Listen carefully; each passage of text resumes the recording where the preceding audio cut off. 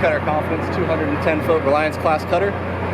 She was made in 1965, launched out in Alaska, now home ported in Cape Canaveral, Florida.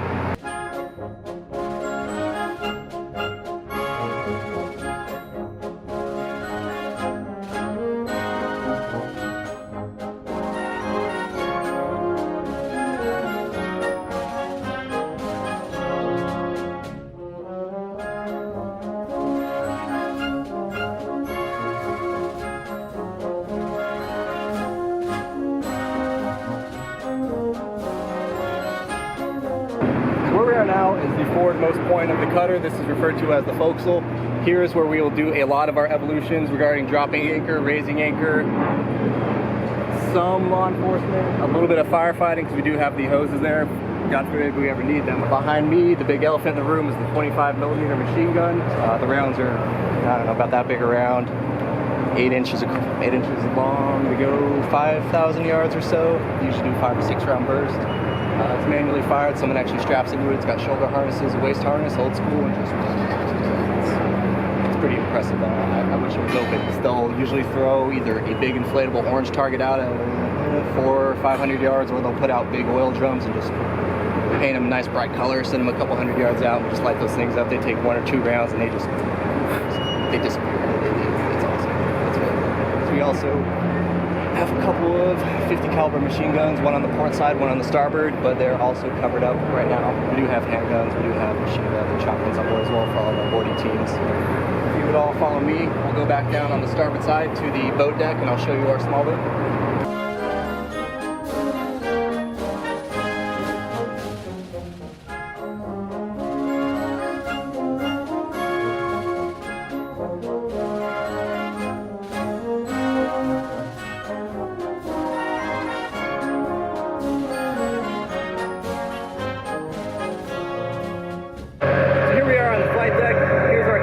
Obviously there's no helicopter here. We did not get one to de-embark with us on this patrol.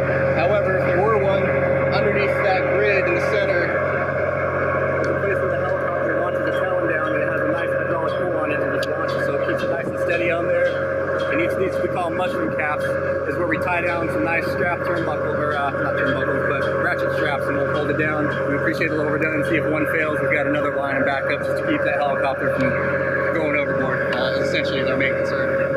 If you look on the port and the starboard, we have 2 small boats. Each of these small boats is capable of going upwards of 40 to 45 knots. The Cutter Confidence herself, she can go, they say it can go 15 to 16. I've seen 12 to 14, and that's with the wind behind us and the current going with us all ahead. Suppose they can't go faster. At any rate, those are a great force multiplier for us. Anytime we see what we call go faster, the drug runners.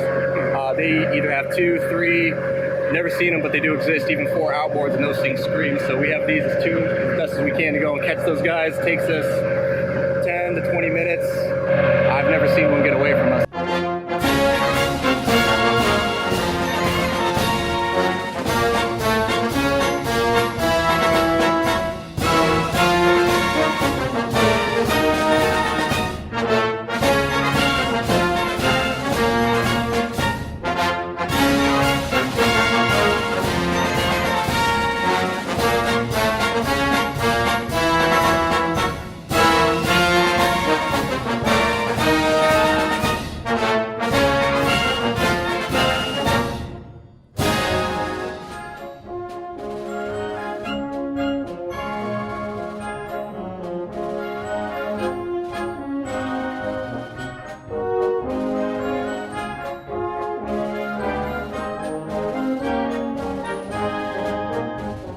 Here we're on the bridge. While we're underway, we have a team of anywhere from 4 to 5 people, sometimes more, that will navigate.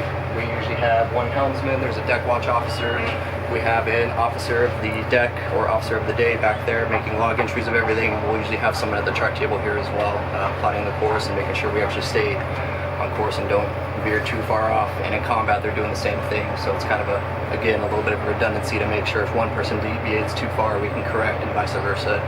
They usually go off the maps and then they will enter things into the computers, because I mean they're all locked right now, but we do have software that they put everything into, and it makes calculations if we ever need to set anchor and we need any visual references or anything like that.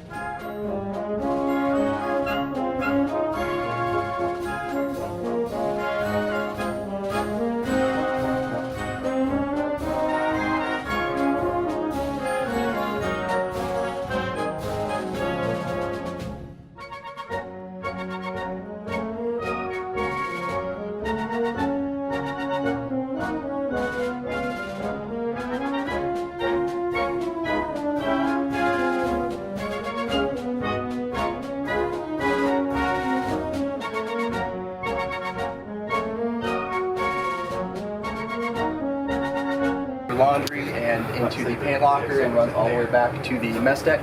Right here is one of our repair lockers. This is the Repair 2 Annex. It's where we keep all of our damage control and firefighting equipment. We have plugs, patches, adductors of varying shapes, sizes, all of our hoses and such in there. A little bit further down we have our SCBAs and our full firefighting ensembles. Depending where the fire or flooding is located on the ship, we will respond either out of this locker here or way back aft. Here we will be going into the wardroom.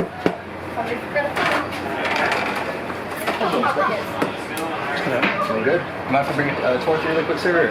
So this is the wardroom. This is where the ship's officers will hold a lot of their evening meetings and meals and discuss anything regarding navigation, plans for the day, etc., etc., etc. All the enlisted folks with the mess deck out there, which is where we will go next.